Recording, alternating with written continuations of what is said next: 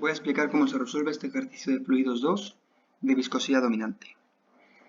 Tenemos una cinta transportadora que transporta aceite en dos tramos distintos. Uno con un espesor H1 entre la cinta y una pared fija en el que tenemos un manómetro, y un segundo tramo con un espesor H2 que se encuentra entre la cinta transportadora y el aire. Bien, sabiendo esto, pasamos a resolver el ejercicio. Nos hacemos nuestro dibujo y empleamos la fórmula de viscosidad dominante, que es igual a 0 igual a P1 más mu por la derivada al cuadrado de U1 respecto de I al cuadrado.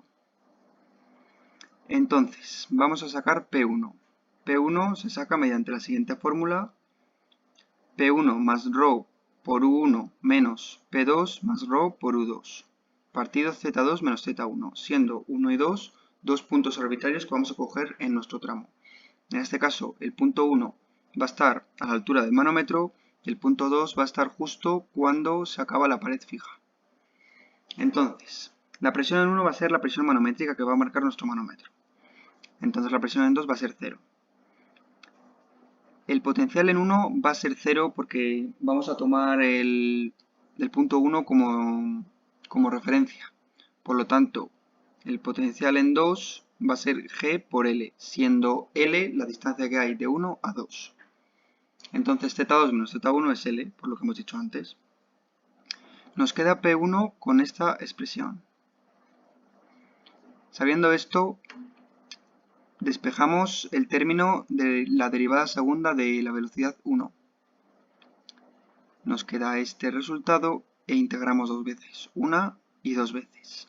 Nos va a quedar el término de la velocidad 1 en función de la constante 1 y la constante 2.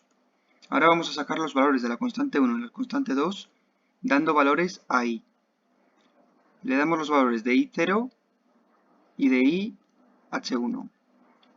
Cuando i es igual a 0, este término de aquí se nos va y este término de aquí se nos va, por lo tanto nos queda que K2 es igual a Vp, porque cuando i es igual a 0, la velocidad es igual a Vp, que es la velocidad de la cinta transportadora. Segundo caso, cuando i es igual a H1. Cuando i es igual a H1, estamos en el caso de la pared fija, por lo tanto aquí la velocidad es 0. Por lo que, como hemos dicho antes, U1 es igual a 0, así que 0 va a ser igual a todo este término sustituyendo la i por H1 y despejamos la K1. Así que ya tenemos aquí la K1 y aquí la K2. Metemos las dos constantes en la expresión de la velocidad, por lo que nos queda esta expresión de aquí. Y sacamos el caudal. El caudal se halla mediante la velocidad 1 por el diferencial de i, integrándolo entre 0 y h, siendo h el espesor en 1, h1.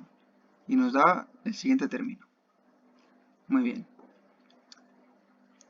Ahora pasamos al segundo tramo, del 3 a 4, siendo 3 esta medida y 4 una cualquiera que se encuentre en el segundo tramo. Como lo que queremos es determinar la presión del manómetro, vamos a igualar los dos caudales. Vamos a sacar el caudal del primer tramo y el caudal del segundo, que como es constante, tienen que ser iguales. Muy bien, entonces igual que antes sacamos el P2.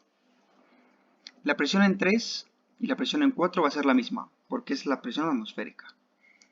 Tomamos el punto 3 como referencia, por lo tanto el potencial en 3 va a ser 0 y el potencial en 4 va a ser G por la distancia de 3 a 4, que lo hemos llamado L'. Por lo tanto Z4 menos Z3 es L' también. Despejamos P2 y nos queda el siguiente término, menos ρ por G. Ahora, la expresión que vamos a tener va a ser igual que la de antes. En vez de K1 y K2 lo llamaremos K3 y K4. Pasamos a las condiciones de contorno. I va a ser igual a 0 en este caso. Cuando i es igual a 0, igual que antes, la velocidad va a ser igual a la velocidad de la cinta. Así que K4 es igual a V de P. Y aquí es cuando cambia, porque cuando i es igual al espesor en este tramo, ya no tenemos la pared fija, ahora tenemos el aire. Por lo tanto, tenemos que igualar el tau del aceite al tau del aire. El tau del aceite es igual a la viscosidad por la derivada de la velocidad respecto de I en ese punto, en I igual a H2. Y el tau del aire igual, es la viscosidad del aire por la derivada de la velocidad respecto de I en ese punto, en I igual a H2. Como la viscosidad del aire es mucho más pequeña que la viscosidad del aceite, se desprecia, por lo tanto es cero.